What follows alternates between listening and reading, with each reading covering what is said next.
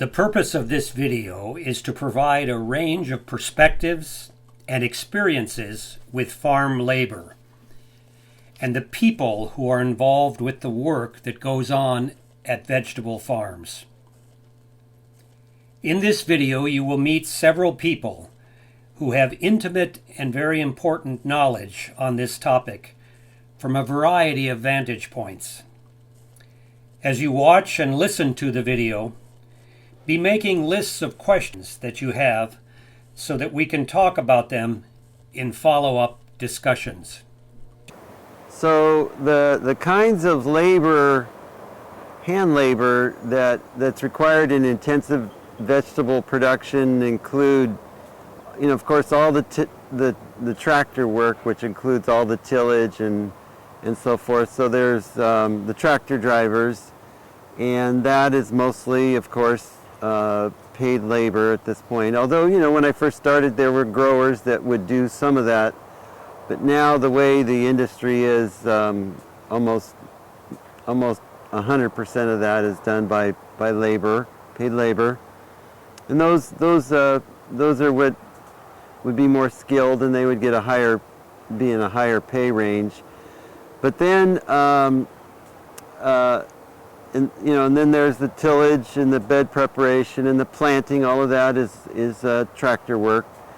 And then, but after planting, then some key things need to happen, and that's, of course, the irrigation.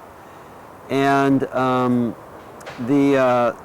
that is mostly pretty labor intensive, because you have sprinkler irrigation, that's moving pipe, drip irrigation, that is installing the drip tape in the beds, and which is done by a tractor, but usually there's some workers that will follow behind and make sure that everything is where it's supposed to be and so forth. And then once the crop starts growing, then the next really big thing that starts to really become a very important issue, of course, is weed control. And in conventional, of course, they're using herbicides, but the herbicides don't control all the weeds. And so there's always a hand operation to remove weeds. And then in a crop like lettuce, which is there's typically overplanted and then thinned, there's thinning and weeding kind of go together in one operation, the first operation. And then there's a follow-up hand weeding. And then all along through the crop cycle, irrigation continues to be an issue. Although now there's more and more, it's gotten more efficient. They have better drip tape injectors, so they can inject the tape to more precise depth and with more efficient in terms of the amount of labor that's required. So that can be pretty minimal, but there's people, when you look at these ranches around here, you'll see there's always the irrigation crew is always out there making sure there's not some leaks or something like that. So they're around the whole crop cycle. And then, after the crop is matured, then of course harvest is a big labor, a time for a need for a good deal of labor, because most of these crops they're very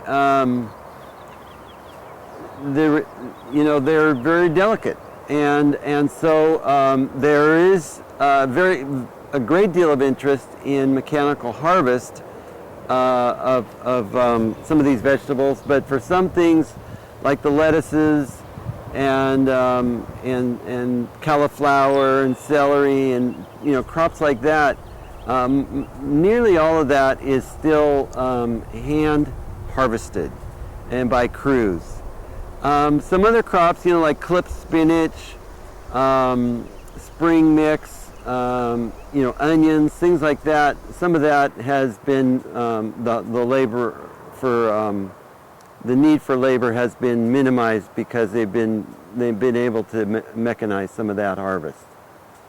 The labor that comes and does the work on these vegetable farms here in the Salinas Valley. Most of it is immigrant labor coming from Mexico, and so there's a couple of things. Farmers will have crews, like they might have a thinning crew or weeding crew. Certainly, they have the irrigation crew. That is part of the growers' organization. But there's also farm labor contractors that will provide labor to do some of these activities, such as weeding, thinning, not so much irrigation, and then also when it comes to harvest, a lot of times there'll be professional harvest crews, and the professional harvest crews they might work in a different. They might get paid in a different way. They might work a combination of piecework and hourly work. And so there's quite a bit of incentive for them to work as a team and to get the units that they want to, they might be paid by the box. And so then they'll get a certain amount of units and they can make, much better wages depending on how many they harvest in a given day. Well, this is not something I'm an expert on, but in general, my understanding is, this style of farming has always relied on immigrant labor. So if you go back, to the 20s and 30s and so forth, of course there were the influx of people from the Midwest during the Dust Bowl, and a lot of those people provided a lot of the labor. There were Japanese laborers, Filipino laborers, and then in the 40s there was the Bracero program, which brought in Mexican labor. And then there was a time, I think, where the borders were pretty porous, and just a lot of people came because there was a need, and then, so there was this draw, and over time it's evolved to the point where it's mostly Mexican labor, but there's also Central American, and then what we've seen also, the immigrants coming from Mexico has evolved as well. And we have Oaxacan, a great deal of Oaxacan labor from southern Mexico in the Salinas Valley. So it's evolved. And so now, with the borders being more controlled, there's still people coming, I guess you would say illegally. That still, I think, still exists. I don't think that's ever stopped. But now there's the H-2A program, where growers bring in labor to, through the federal program, and they have to provide housing, transportation, and even food. So it's really quite an expensive source of labor, but it fills a very, very important need, because the need for labor is still remains quite high, in spite of efforts in mechanizing certain aspects of this labor. The labor involved in growing vegetables, because it's a really quite precise activity, and there's a lot of need for things being done very in a fastidious fashion. When you look at these fields, you'll notice very weed-free, very, everything looks wonderful. And that is, to achieve that takes a lot of precision, a lot of good tractor driving, and a lot of rotations and so forth. But it also requires good, the labor input is also very part of that, what you see in these fields.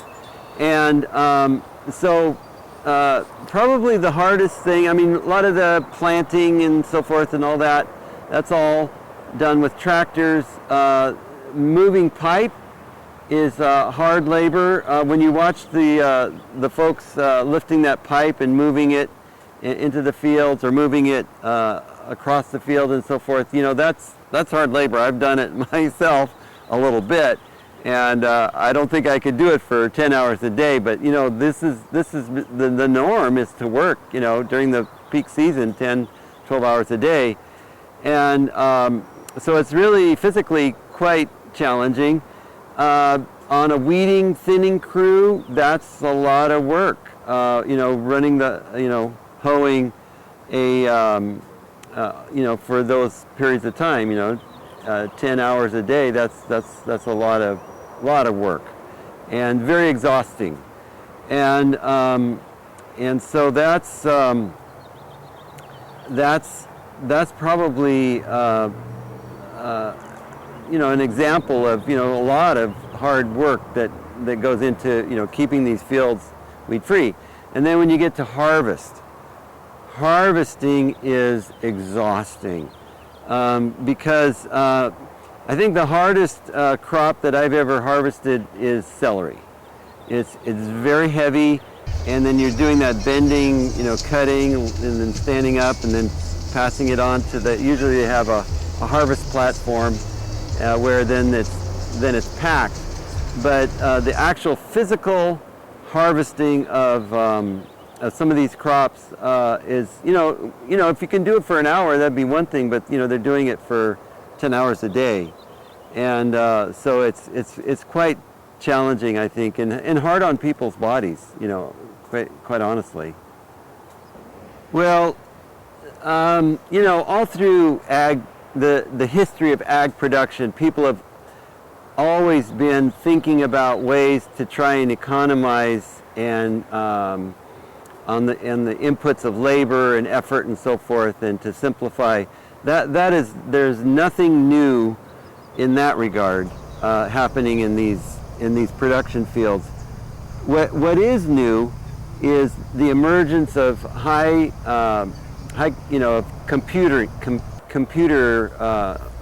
power of computers. And so, in my career, I've watched this whole evolution of automated weeders, for instance. One of the things, this recognition of a machine be able to distinguish a crop from a weed, this recognition of weeds. This has been something that's been evolving. I've watched this go back, people at Dave Slaughter and others, working on this 20, 25 years ago. And one of the limitations was the power of the computer. That's not a problem at all anymore. The computers are totally up to the task.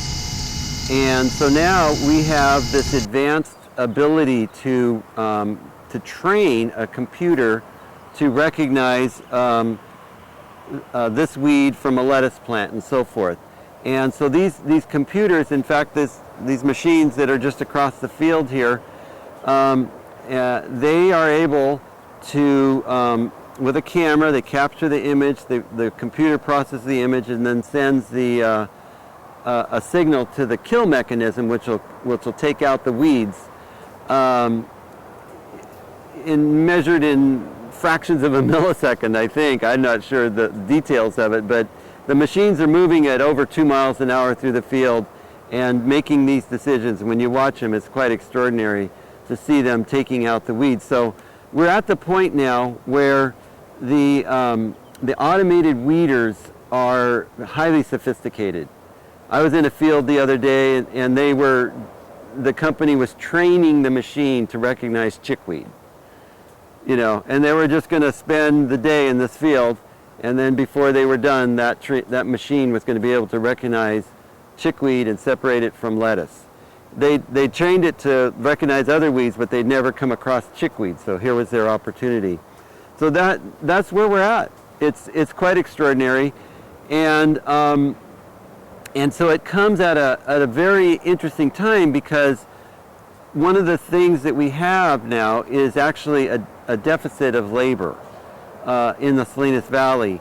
And so I was talking to a grower the other day, and he was telling me that the automated thinners and the automated weeders, if it wasn't for those machines, he would be out of business. And so they've come at an extraordinarily fortuitous time in our agricultural history. Well, the question about where are we headed with this technology, and what will it ultimately be able to achieve is a really interesting question. And I can only really speculate, because as it is right now, what we see is really this technology is really only being used by the larger operations, and operations that might be diversified, but not as diversified like as a small family-run operation.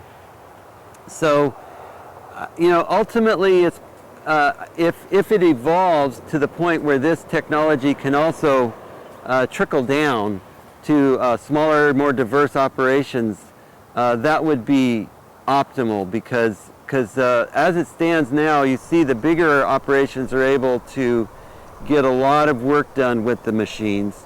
The smaller operations really not so much at this point.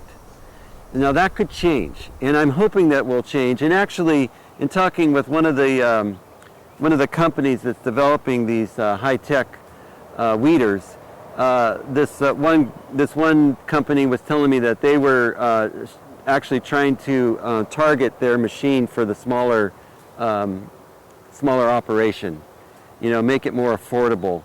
And if that happens, then you'll see this technology come down to smaller operations, and that would be good. The one thing I should mention, though, these machines, the current batch of machines that we have, they don't really have the ability to get rid of all the weeds. They can only get so close to the weed, and so usually there's a little buffer area around the crop plant, and so they can't get too close to that crop plant, because they'll start damaging the roots, because most of these use a blade. And so there's still a need for a supplemental weeding done by people. So that hasn't gone away. However, I should mention, there is now at least one company that's developed a laser weeder. And the laser weeders have the ability to take out the weeds that are right up against the crop plant.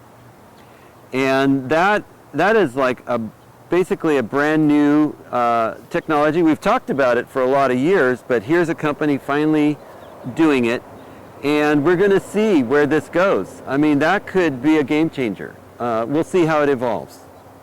Okay, so one of the things that's happened in the last, we'll call it like 50 to 100 years, is different areas that have certain advantages have taken kind of precedent or over the production of certain commodities. So like, processing tomatoes, California, and specifically the Central Valley, onions, the Pacific Northwest, Idaho and so forth, potatoes up in Idaho.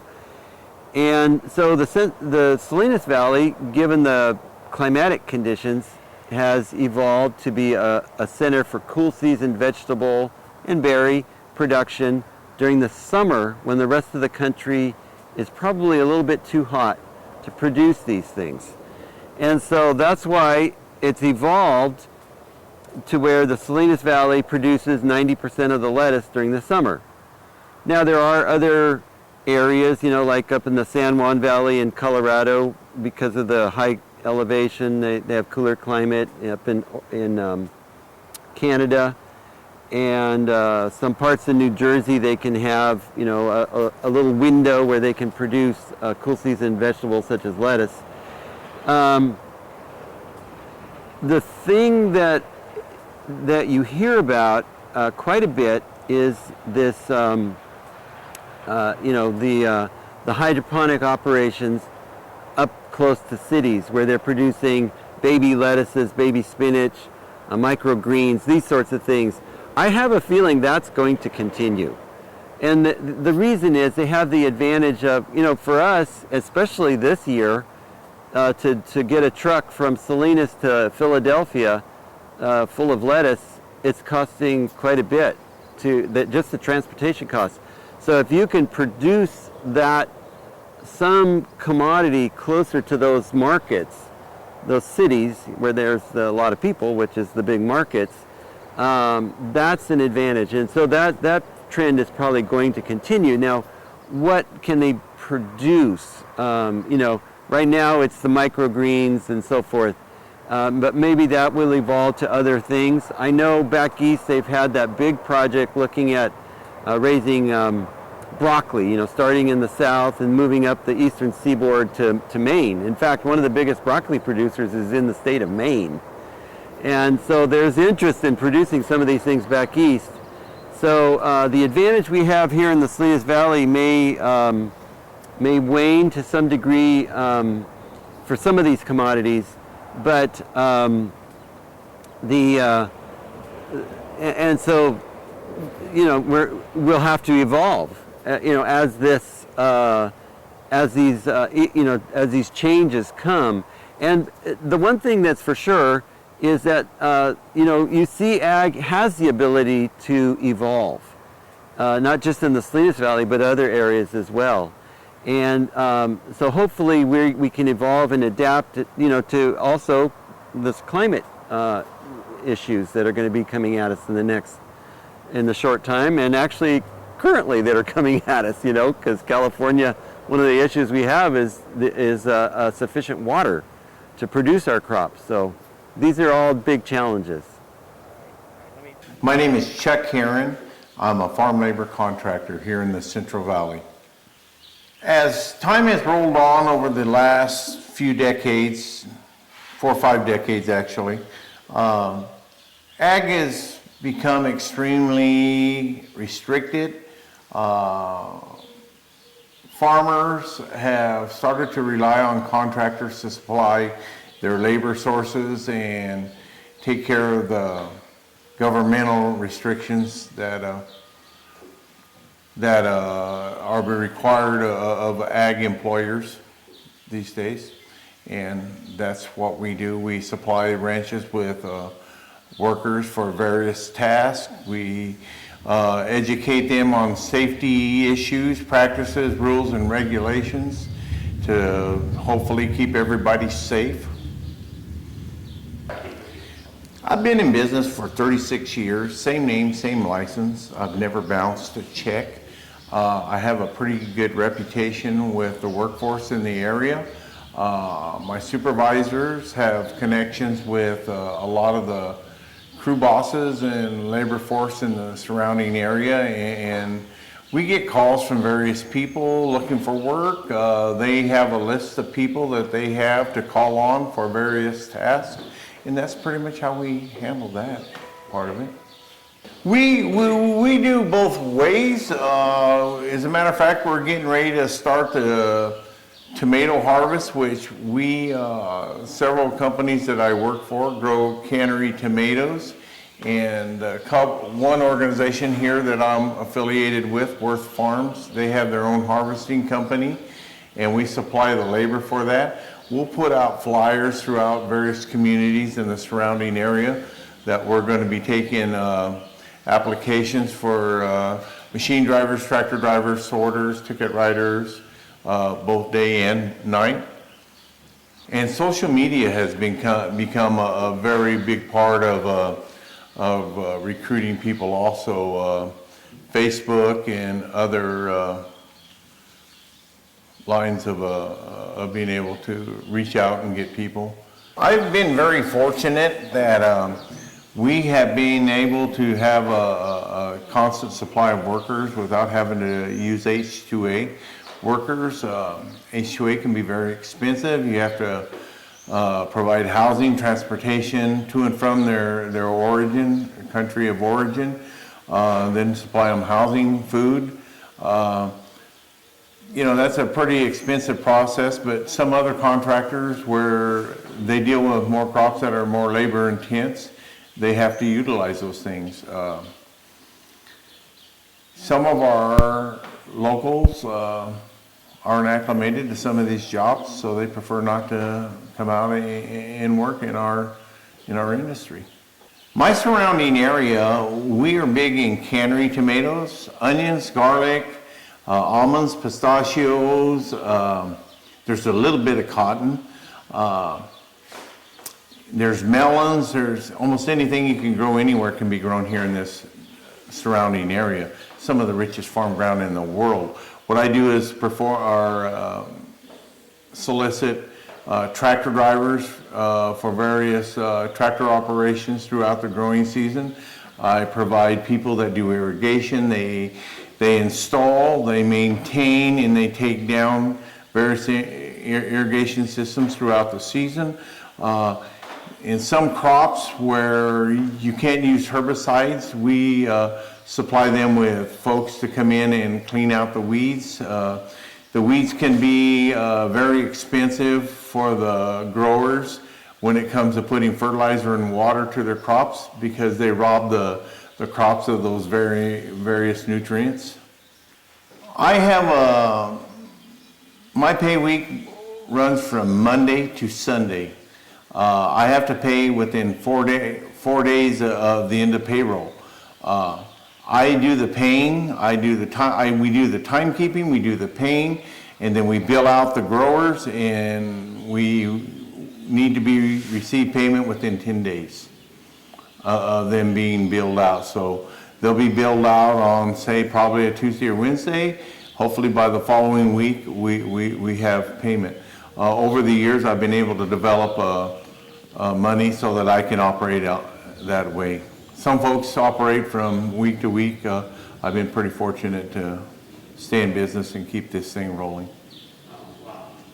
Well, in some areas it is. I don't do cherry harvest. I don't do strawberry harvest. I don't do lettuce. I don't do orange harvest, citrus harvest, or any hard nut fruit harvesting where you may have more labor intense. There was times when you were weeding cotton and tomatoes. Cotton you no longer weed because it's Roundup ready. They can use herbicides on it.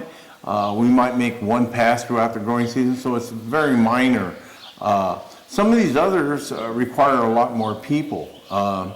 And so those industries, commodities require more people, and a lot of times they'll suck the workforce up, and they need more. And a lot of those people have already established what it takes to do what they need to do. There's a process to deal with H-2A. It has to be something that's set up with the government and approved by the government months ahead of time. But still, at that time when they go to bring these folks over, they still have to put out news blasts and whatnot. They're going to be hiring just to make sure that our local workforce isn't overlooked in these operations. That is become an issue that we are going through a severe drought, both politically and weather-wise. Some of our administration hasn't allowed us to store water, and we probably have 30 to 40% of all the ground here through the Central Valley laid out, which restricts our ability to grow crops to supply the needs of our nation. Some of these issues are man-made. Now, in a perfect year, I think you're going to see more and more technology being applied. Just the last 10, 15 years, the evolution of drip systems, filter systems, have allowed us to take what might have been a cannery tomatoes, might have been a 35 to a 45 ton per acre crop. Now with drip systems where we're able to feed the plants right at the root system. It's almost like hydroponics. It's almost like being hooked up to an IV. You've taken what was 30, 45 ton crops, and now you're turning it into 55 to 80 ton crops. Your various growers, the various grounds that you have, and the water source. If the water source is nice and pure, then you're going to have up in the higher ends. If you have to suck water out of the ground where there's lots of salts and whatnot, it's going to restrict the tonnage. The labor can be hard. We're out here, California, it gets hot in the summertime. The days are long, but the hours have been restricted on us where we've been drawn back to a 40-hour work week, 8 hours a day. So the time is limited. 20 years ago, you worked 10, 12 hours a day, 60 days a week, or 60 hours per week. And sometimes on the 7th day, depending on harvest season or irrigation. What job were you? If you were in irrigation is a 7-day-a-week job at times. Drip systems have allowed us to modify that somewhat. The exposure to the heat, the sun, the hard work has been minimized. Correct uses of herbicides and whatnot can minimize the people time in the fields. But there's places during harvest time, on the new tomato machines. Tomato machines 20 years ago might have had 15, 20 people on it. And you might have been able to get 4 or 5 loads a day per machine. The machines today, and they might have cost you probably $20,000, $25,000. The modern tomato machine today, you have one sorter on each side, a driver, and that machine probably runs about anywhere from $600,000 to $750,000 a machine, and it'll put out, depending on the yields of the field, it can go anywhere from 20 to 40 loads a day. Well, AI is coming into play now. We have people using spray rigs that a guy sits in a pickup and he runs 4 or 5 spray rigs with no men on them. We've had them here, we use them in our almond orchards. It's coming. As a matter of fact, off the record, a lady that cuts my hair, her son, I've watched this kid grow up, he used to sell me these little paper things like little animals out of papers, and I go in, I give him 25 cents for them. Well, he's been educated now. He's working for a company over in Kingsburg that is producing AI spray rigs and tractors, and they're selling it to John Deere International, these things. There'll be a day, perhaps. I mean, it's tough when you're doing cultivating where there has to be a hands-on person to stop and slow down, speed up, depending on the conditions. Or maybe the weed pressure where maybe the cultivator gets plugged up. You got to be able to stop, pick it up, clean it up, back up a little bit, restart it and go. But I mean, there's going to be a day where there's going to be video cameras on there where at the end of the row, the guy will stop on and wipe off the computer or the camera lens or the computer lenses because it's all going to be AI. So my name is Cynthia Martinez. I am the safety director here for Sunrise Farm Labor. Here we are in the outskirts of Huron. We're on Jameson and 198 on the west side. My day starts around 4:30, 5 o'clock in the morning. We have crews scattered from Kings County to Fresno County. We have crews in Coalinga. So it all depends where I have to be. Right now our crews are starting at 6 o'clock in the morning because of the heat. So once it starts getting a little bit hotter, then we're going to start at 5:30 because we try to beat the heat. You know, we try to avoid people getting heat stress or, you know, heat stress symptoms. So that's a biggie here for us. Since here at the Central Valley, you know, we get pretty high heat. So from there, you know, I go out to the crews, and if it's a new crew, you know, we do a new hire orientation. We try to be there before the crew starts. And, you know, we give them all the trainings that they're supposed to get, the WPS, heat illness prevention, sexual harassment policy, you know. We also do food safety. It's about 5 or 6 different topics that we have to go through before somebody, you know, starts work whenever they're a new crew. So then from there, you know, I'll go doing checkups. You know, if a crew needs anything, I'll be out there. So pretty much that's what my days is about. So right now what they're doing is they are weeding tomatoes. So we have a couple of crews. We have this crew here that is weeding tomatoes. So it pretty much they're taking off the weeds from the tomatoes, so that way the tomatoes, you know, grow nice and big, and it doesn't interfere whenever they're doing harvest. Harvest is around the corner, which is roughly starts the first week of July. So that's what this crew is doing. We have another crew that is working in the onion harvest in Coalinga, and so, you know, they're on top of a machine and they're harvesting onions for Harris Fresh, different variety of onions. So pretty much, we also do almond harvesting, pistachio harvesting, you know, from planting the trees to fixing them, getting them ready for harvest, you know, doing the harvest, pruning them, you know, a little bit of everything. So we're a pretty busy company. So we have crews. We have a few crews that are coming from the area of Madera. We have a couple of crews that have been coming with us for like the past 10, 12 years. They're crews that are always here. We never have any issues. They're usually the first crews that get called whenever we start our weeding season. We also have crews from the Huron area, Fresno area. We'll have crews from the Lemoore, Hanford area, Avenal area, pretty much all around us.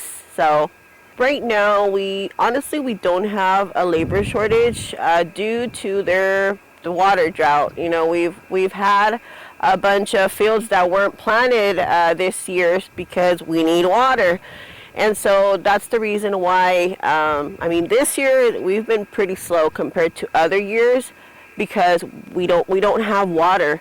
So I mean, that's one of the things. But I mean, in the years past, yes, we have had a labor shortage. You know, because we just had a labor shortage. We just couldn't find people, you know, or it was too far, you know, the commuting was too far for some of these crews. But thankfully, you know, we do have enough crews. We have crews that come with us every year. We have crews that I guess can say they are, how can I put it in words? They come every year. They like coming and working for Sunrise Farm Labor, so I guess they get treated, you know, good, and so they're happy working here. So I've been here with the company for about 4.5 years, and so when I started here, we started some type of like incentive where, you know, let's say every couple of weeks or so, you know, we all come out here and bring donuts for the whole crew. You know, if employees have any issues, or, you know, if there's anything that we can help them in, you know, direct them to the correct places where they can receive help. You know, we do that on every other week. We combined forces with the California Farm Workers Foundation, and we do food distribution here in 5 Points, which is actually today. And so when we go there, I always bring back about 150 food boxes, and I distribute them here with our crews, which they really appreciate. We just started last year a health fair back in fall, and then we did another one in spring. So we'll have different organizations provide their services. We'll have speakers, and we'll have a bunch of free food, and games for the kids, where anybody can pretty much come here to our facility and assist our events. We will do end of the season little like food luncheons, where it's the end of the season. We'll make tacos, we'll do different types of food. So that's a little bit of the stuff that we go that extra mile for our employees. So today we're gonna see them weeding, which consists of them pulling they'll be carrying a weeding hoe, and they will be carrying a grape knife. So the weeding hoe they use for the weeds that are kind of on the outside of the beds, and the grape knife is like to cut like the morning glories. The weeds are a little bit harder to get with the weeding hoe. So what you are able to do, well, what you need to be able to do is to be able to bend down, to be able to be walking in rough surface, pretty much bending down, getting up. It's pretty hard work, especially when it's hot. It's pretty hard work. It makes it a little bit more difficult. So once they come in, right now they know that they do about 3 to 5 minutes of exercises to warm up the body. They get their weeding hose ready. If they have to sharpen them, they'll sharpen them once they come in, and the crew boss will fix them in their rows where they're supposed to be at, and they'll start work. You'd be amazed of the process that it takes to get your food on the table. It's just not a matter of going to the grocery store and picking the different foods or fruits or vegetables that are there. It's a process. It starts from getting the ground ready, planting the plant, maintaining it clean, harvesting it, taking it to the cannery, getting it processed. So it's a process. So. Eleno Ramírez, estamos acá en Huron, California. Más o menos como 20. Checar que se arranque toda la hierba, que quede limpio el tomate. Pues el trabajo es arrancar toda la hierba, sacarla, toda la hierba, y que quede limpio todo el tomate. El trabajo para la gente, pienso que es bueno porque todos necesitamos trabajar y tenemos que hacer lo que el patrón ocupa para su trabajo, para que quede bien hecho el trabajo. Está muy contenta la gente con este trabajo. Sí, cada año vuelve. Yo me levanto a las 4 de la mañana, paso y hablo a las personas que trabajan conmigo para que se vengan, están preparados para venirse a comenzar el trabajo. Llegamos acá en el field, tengo que contar todos de a uno por uno si están todos completos, y después a las 6 de la mañana empezamos con los ejercicios, hacemos los ejercicios, y ya después de los ejercicios ya ellos saben, cada quien la agarra y se va para su surco y empiezan a hacer su trabajo. De ahí salimos a las 8, salimos 15 minutos de break, a las 10:30, media hora, a las 11 volvemos, a la 1 otros 15 minutos, y a la 1:15 entramos para atrás, a las 2:30 todos para sus carros, para la casa. Terminamos el día, 8 horas. I'm Brett Wallach. I'm president of Vision Robotics, and we work on robotic equipment for agriculture. In particular, we have lettuce thinners and lettuce cultivators, like the one you see behind us. Okay, so we're here at a UC Extension Field Day, and there's 14 companies. They're demonstrating cultivators, robotic cultivators, and we're specifically demonstrating it in lettuce, romaine lettuce. The reason this is becoming a very exciting area of interest is that computation is such now that with deep learning and artificial intelligence, we can very rapidly recognize lettuce versus weeds and in real time control blades that can go around the lettuces and get rid of the weeds and also break up the soil for this stage of lettuce so that it can grow optimally.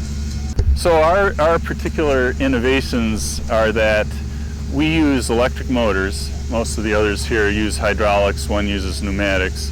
And we use 2 electric motors, one on each blade that is going around the lettuce plant. And because we can control them independently, if the lettuce is off center, we can deal with that. If the lettuce is small, we don't open the blades as much. If it's big, we open it more. And we can clip across weeds that are adjacent to the lettuce.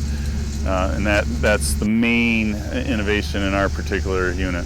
Yes, so ours is also very modular. You got pictures of it, right? Yeah. So we can go from a unit that simply cultivates 1 line up to 18 lines. And the advantage for many growers, especially smaller growers of that, is that the very large machines out here cost $500,000 to well over $1 million, which is a tremendous amount of money for a small grower. Our single line unit is probably under $50,000. So a small grower could get started with ours, whereas they couldn't even think about some of these others that are integrated for a minimum of 6 lines.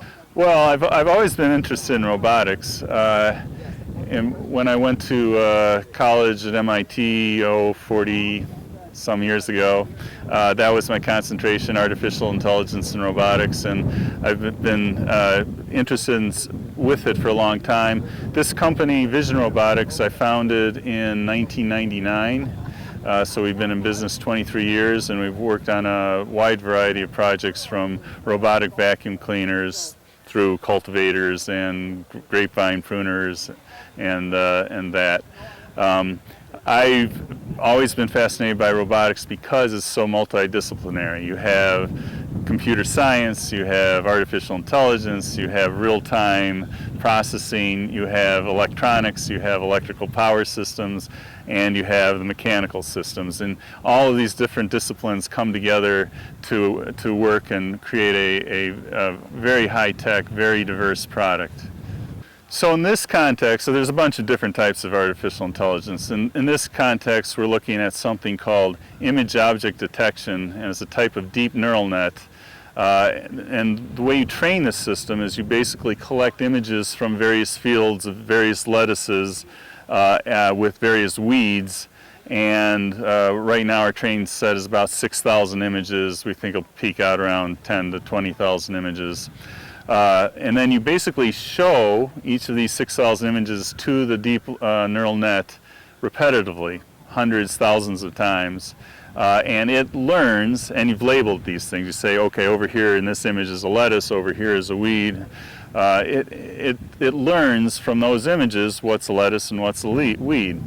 And after that, once it's trained, and the training takes a long time, but once it's trained, it can look at an image and in a 50th of a second, it can immediately tell you exactly where in the image the lettuce and the weeds are. And from that, using simple geometry, because you know where the camera is and how far it is from the ground, you know where the lettuce is in the 3D reality. And then you can, knowing how your speed, you can control the blades to open around the lettuce and take out the weeds. Oh yes, this is just the beginning.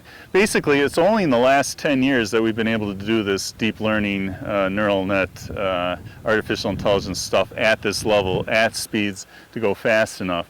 So this is, one of the early field days in demonstrating this sort of technique. As time goes on, they'll become faster, better, and much cheaper. And a couple of the units here, not ours, are becoming are autonomous. In other words, they drive themselves. Ours, you have a tractor driver pulling our unit, which has the cameras looking down. Well, so I'll give you that answer at two levels. It's pretty simple at any level. For the operator, basically he drives to the end of the row, he puts the unit down, he hits on a tablet or any browser supporting device that runs on tablets, phones, laptops, he hits the start button. And then he begins driving and it does its thing of cultivating. When he gets to the end of the row, he hits the end button and then lifts the unit up and then turns around and repeats the process. So for the operator who's just, his job is to drive the tractor and run the machine, very, very simple. The next level, the field manager, there are some parameters. For example, you can specify how much around the lettuce you want the blades to be. If you want it to give the lettuce a lot of room, you may give it an inch boundary or 2 inches or whatever. Or if you want it a little bit tighter, maybe give it 0 inches so then it tries to exactly trace around each lettuce. Or maybe you actually, if it's big, you actually want it to go under the leaves a little bit because maybe there's some weeds hidden under there. So you can give it a negative value. You can say, be negative under the lettuce.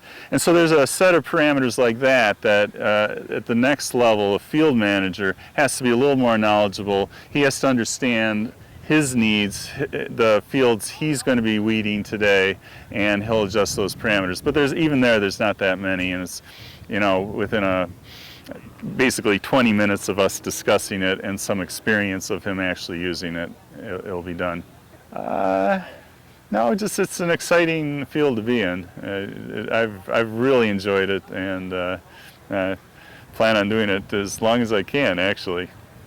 I'm Jared Johnson. I'm the Director of Tech Development for Mantis Ag Technology. So my background in agriculture comes from, I guess, my family. So I'm from Yuma, Arizona. I'm 5th generation from down there. My family's been growing for over the past 100 years down there as well. So growing up, I was got to know fresh vegetable agriculture, especially at the commercial scale, fairly intimately.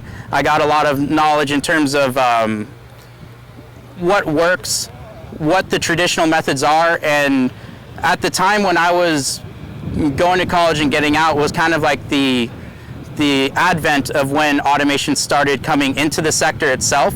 So when I graduated from college at the University of Arizona, I started managing automated equipment for my family's operation down in Yuma. And so I got to know some of the first equipment pretty intimately and got a good background in understanding the way that equipment functions, as well as understanding where it fits into the growing process. And so taking my background in finance and agriculture and knowing how the equipment runs and functions, we can take those kind of like 3 pinpoints and try to find an equilibrium where we're trying to maximize the efficiency of the machine and the return on investment and the practicality of the application for the growers themselves. So when you're looking at any of these pieces of automated equipment, the same kind of cornerstones apply to each of these. At the beginning of any of this stuff, the first thing you're going to be doing is capturing an image of what you're looking at, trying to determine where in this image that you're trying to focus. So say you have weeds and you have plants within it, it discerns what is the value crop within here, and then it'll determine the position of it and fire out whatever output. When I say output, it could be a sprayer, it could be a mechanical weeding mechanism, it could be many things, but essentially what any of these pieces of equipment is trying to do is capture an image, find the value within that image, discern where it is, and fire some sort of output to achieve your task. So the Salinas Valley is definitely one of the more forward-thinking areas of agriculture. You see a lot of this technology being adopted in other areas as well, but you'll take note that many of these companies are headquartered in San Jose, San Francisco, and Salinas, but that's to stay close to the heart of what's going on. The majority, they call Salinas like the salad bowl of the world, and there's a reason for that. And as a result of that, there's a lot of competition. And it's my belief that a lot of this competition is what's spurring on the technological innovations that are occurring in this sector, and the competition that's driving that is what's leading a lot of these more traditional growers to adopt the technology as well. So essentially what we're seeing is people are competitive, people want to leg up on the competition, they find something that potentially has the ability to benefit them, they adopt it, and it's continuing to grow. I don't believe that we're at I don't believe that it's an inflated market at any point, or by any means at this point, and we've probably got a lot of cool stuff in the works and a lot of cool stuff coming out in the next 5 years to a decade. Well, there's a variety of reasons of the situation of the labor of today. And the first reason is that we don't have a good immigration policy. Many of the workers that are here that have been here for 20, 30 years still don't have a work authorization. And yet we take Social Security that's paid by the employer and by the worker. And that's wrong, absolutely wrong. Many of those workers today are in their 60s. And so they're retiring out. And so we have to fix the immigration system to allow these workers that have been here to give them some type of status. So they have what's come to them, which is the Social Security and those rights. Number two is that being that we don't have an immigration policy for bringing in guest workers, when we need guest workers for the high amount of harvest, no matter if it's vegetables or if it's tree fruit or whatever it is. But we don't have a policy. We don't have a good immigration policy. We have an H-2A program, very difficult to operate, very much broken, and very, very costly. The situation for labor today is very tight. And it's tight in all industries, not just agriculture, but across the country. And again, I go back to, we have people that are on welfare, unemployment, and don't want to work because we give them stimulus checks, we give them those type of opportunities where they don't have to work. And that's a sad situation for the United States. That's a large question to be asked. And the question is, number one, I go back to, is that we do need to have farm workers, farm employees, to harvest, to irrigate, to operate our farms with our growers, because that's who feeds the world. During COVID, there was two sets of people out in the industry, the farmer and the farm worker.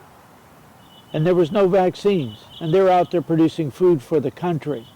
And yet we as a country, we as a Congress, didn't have the guts to take care of those people, to give them an immigration status.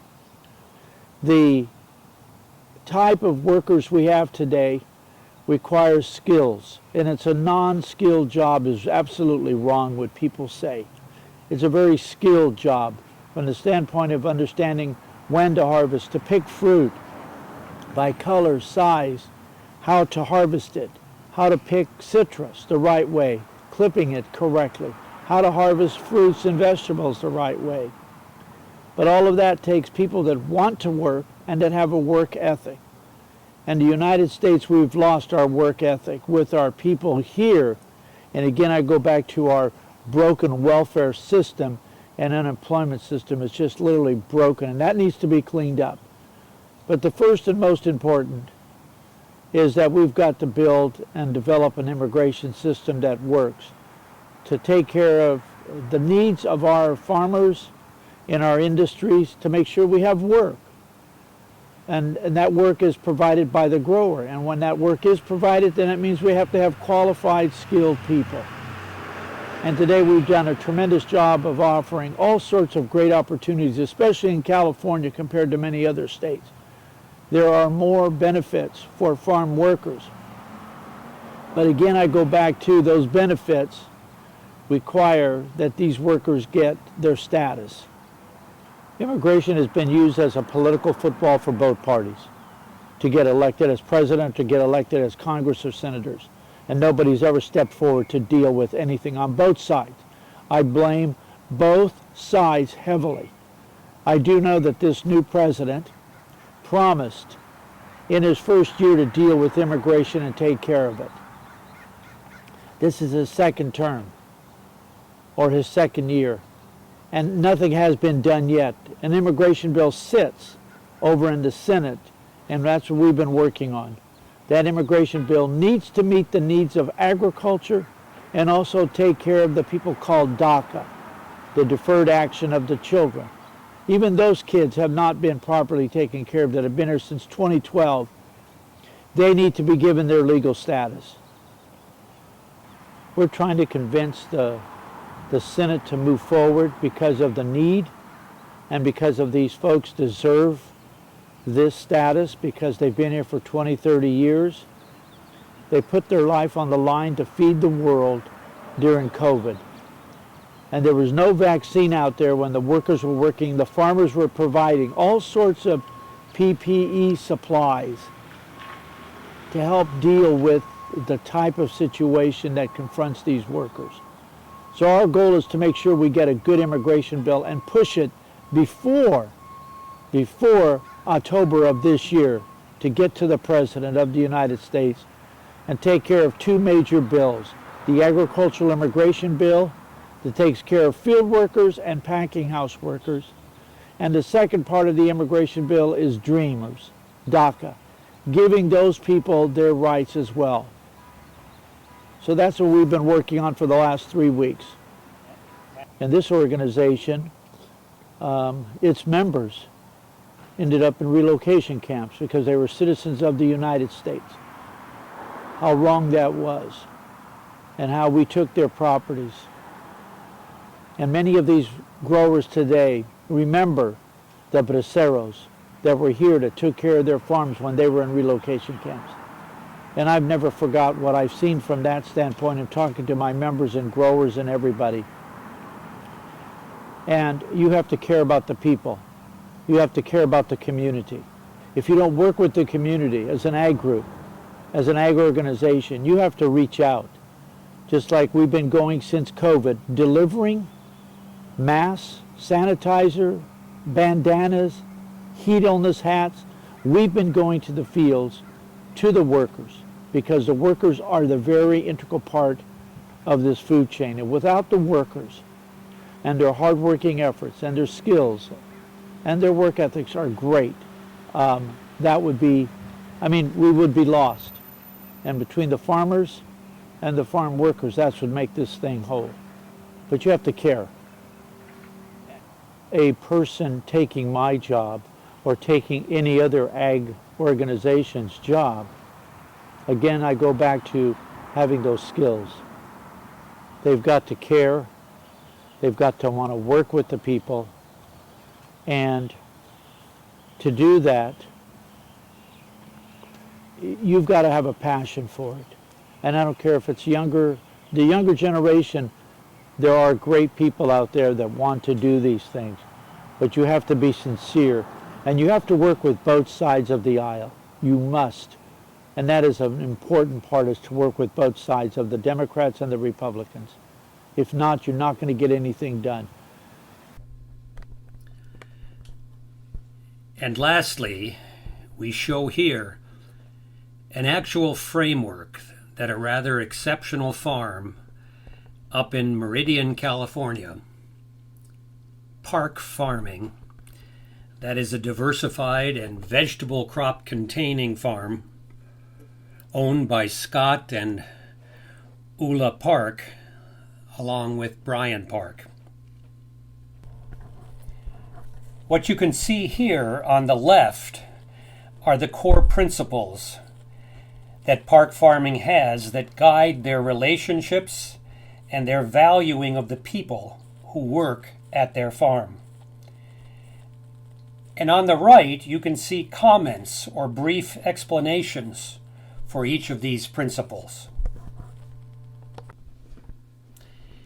In this list, you can see the various types of considerations, the actual treatments, and the benefits that employees of Park Farming receive. Park Farming is a uniquely caring, supportive, and thoughtful place to work, as can be seen by the considerations that are laid out here. Lastly, you have some of what Park Farming considers to be larger labor issues that influence farm work and the need to have fair and decent plans and policies in place that respect the vital roles that farm labor provides.